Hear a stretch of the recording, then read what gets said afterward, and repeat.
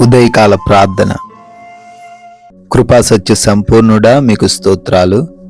అద్వితీయుడవు తండ్రి, మహా గొప్ప దేవుడవు, మీకే వందనాలు చెల్లిస్తూ ఉన్నాము. ప్రభువా, గతించిపోయినటువంటి రాత్రి కాలమంతను కూడా మీ సహాయం, మీ కృప మాకు దయచేసినందుకు స్తోత్రాలు.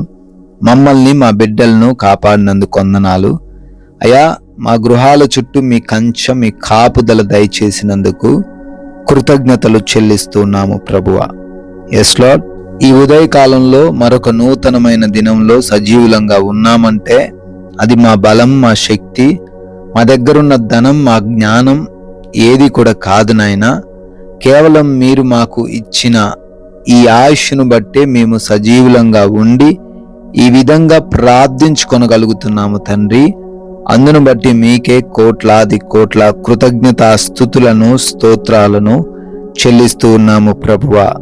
ఎస్ లార్డ్, సోమరి ఆశపడును గాని వాని ప్రాణమునకేమీ దొరకదు, శ్రద్ధగల వారి ప్రాణము పుష్టిగా ఉండును అని సామెతల గ్రంథం 13వ అధ్యాయం 4వ వచనం ద్వారా నాయన మీ వాక్యం సెలవిస్తున్నట్లుగా, అవునయ్యా, కొంతమంది నాయన వారు ఏవో కావాలని ఆశపడుతూ ఉంటారు, అన్నిటిని పొందుకోవాలని అనుకుంటారు, కానీ వారు ఏమి పొందుకోలేకపోతున్నారు అంటే దానికి వారి యొక్క సోమరితనము కారణము అని. అయా, శ్రద్ధ కలిగి పనిచేసినట్లయితే, జ్ఞానము కలిగి మీపైన ఆధారపడి చక్కగా పనిచేస్తున్నట్లయితే, అయా, ఏ విషయంలోనూ కొదవ లేకుండా ప్రతి విషయంలోనూ పుష్టి కలిగి సంతృప్తి కలిగి అయా జీవించగలరని మాకు మీ యొక్క వాక్యాన్ని తెలియపరిచి ఈ రోజున మేము ఎలా ఉండాలో, ఎలా నడుచుకోవాలో తెలియచేసినందుకు స్తోత్రాలు.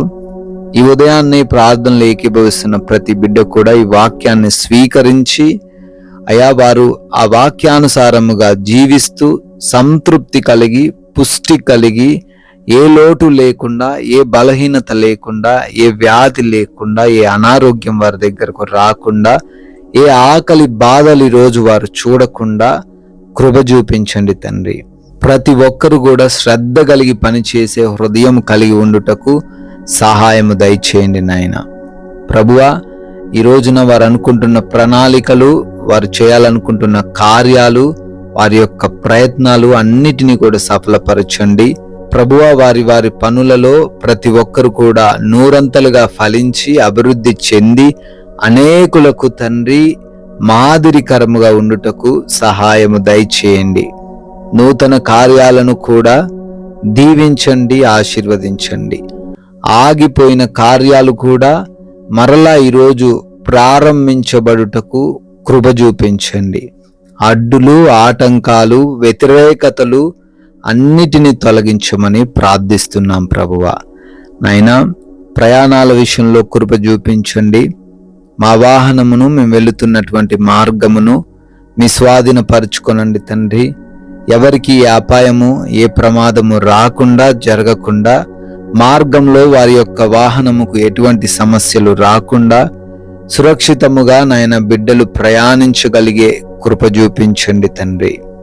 అదే రీతిన ఈ రోజున ఎగ్జామ్స్, ఇంటర్వ్యూస్కి వెళ్తున్నారు, ప్రిపేర్ అవుతున్నారు. జ్ఞానము కలిగి, జ్ఞాపక శక్తి కలిగి, చదివినవన్నీ కూడా గుర్తుంచుకొని ఎటువంటి టెన్షన్ లేకుండా వారు వాటిల్లో పార్టిసిపేట్ చేయడానికి సహాయం దయచేయండి తండ్రి.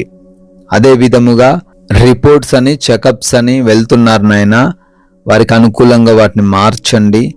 అయా, డెలివరీస్, ఆపరేషన్స్ విషయంలో కూడా కృప చూపించండి. ఆ వ్యక్తులను మీ స్వాధీనపరుచుకొనండి తండ్రి. అయినా గృహములలో ఒంటరిగా ఉంటున్న వృద్ధులు, చిన్న బిడ్డలు, యవన బిడ్డలు, గృహిణీలు అందరికీ మీ కాపుదల ఈ రోజంతనూ దయచేయమని ప్రార్థిస్తున్నాం ప్రభువా.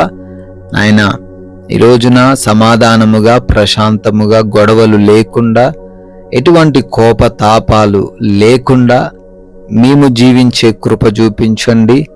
మీకు లోబడుతూ, అపవాదిని గద్దిస్తూ, దేనికి ఆకర్షింపబడకుండా మీ వైపు చూస్తూ వాక్య జ్ఞానము కలిగి నడవడానికి సహాయము దయచేయండి ప్రభువా.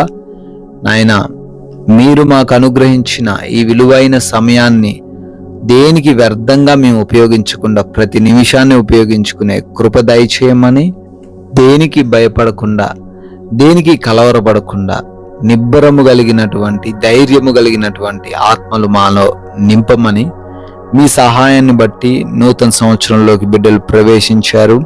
బర్త్డేల యానివర్సరీలు ఈరోజు సెలబ్రేట్ చేసుకుంటున్నారు. ప్రతి బిడ్డను పేరు పేరున దీవించండి, వారి కుటుంబాలను తండ్రి ఆశీర్వదించండి. అయా, మేము కొందరికైనా మీ మాటలు ప్రకటించి వాక్యాన్ని పంపి రాజ్యవ్యాప్తిలో పాలిభాగస్తులయ్యే ధన్యత మాకును దయచేయమని జీవం కలిగిన యేసుక్రీస్తు వారి నామంలో ఈ ప్రార్థనను అడిగి వేడుకొని పొందుకొని ఉన్నాము మా ప్రియ పరలోకపు తండ్రి. Amen, amen.